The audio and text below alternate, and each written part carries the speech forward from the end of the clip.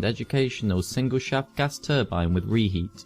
It allows students to work with real machinery and collect real test information. Powered by kerosene, the experimental abilities of this high-quality apparatus enable comprehensive practical investigations into the principles and performance of single-shaft gas turbines with Reheat.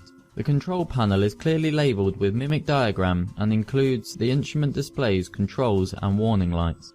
Digital and analog indicators show all the important readings from sensors around the equipment, such as pressures, temperatures, fuel flow and level. Key experiments into turbine, reheat and nozzle tests are possible on the GT100RS. To find key performance information such as thrust and fuel consumption, pressure losses and ratios, thermal, propulsive, isotropic and mechanical efficiencies, work and power, and how the variable area nozzle affects thrust. The equipment connects to your computer and includes dedicated user-friendly data acquisition software.